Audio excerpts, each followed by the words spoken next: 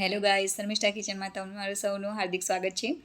આજે આપણે બનાવીશું ડિલિશિયસ એવા ચીઝ બોલ, જે બાળકોને પણ ભાવશે અને તમે એમને લંચ બોક્સમાં પણ આપી શકો છો. તો ચાલો સ્ટાર્ટ કરીએ આજની રેસીપી. બાફેલા બટાકા લેવા, છીણીને 50 ગ્રામ જેવું પનીર લેવું.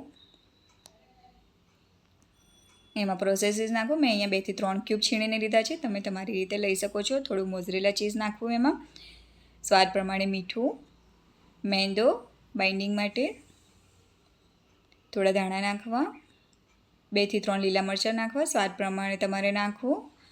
આદુ લસણની પેસ્ટ નાખવી 1 ચમચી. લસણ ના ખાતા હોય તો તમે સ્કીપ કરી શકો છો. 2 ચમચી મરી પાવડર, થોડો બ્રેડ ક્રમ્સ નાખવા બાઇન્ડિંગ માટે. એનાથી બાઇન્ડિંગ એવું સારું આવશે.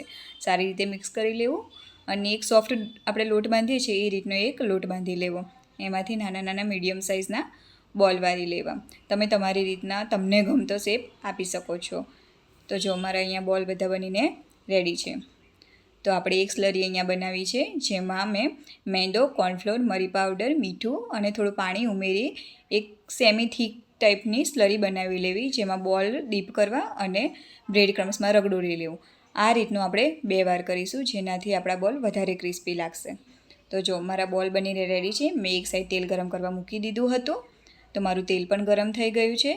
હવે મીડિયમ ફ્લેમ પર આપણે એને સારી રીતે ગોલ્ડન ફ્રાય થાય ત્યાં સુધી આપણે એને તળી લઈશું. તો જો આ રીતના આપણે એને આવો કલર આવે ત્યાં સુધી આપણે એને તળી લેવા. તો મારા બોલ બનીને હવે રેડી છે. તમે એને ટોમેટો કેચઅપ મેયોનીઝ સાથે સર્વ કરી શકો છો, અથવા તો તમે એમાં તંદૂરી મેયોનીઝ કે કોઈ પણ ડીપ સાથે તમે એને સર્વ કરી શકો છો. તો જો તમને મારી રેસીપી સારી લાગી હોય, તમને મારા વિડીયો ગમતા હોય તો પ્લીઝ મારા વિડીયોને લાઇક કરો, મારી ચેનલને સબસ્ક્રાઈબ કરજો અને બાજુમાં આપેલ બેલ આઇકનને દબાવજો, જેનાથી મારા રેસીપીની નોટિફિકેશન સૌથી પહેલાં તમને મળે.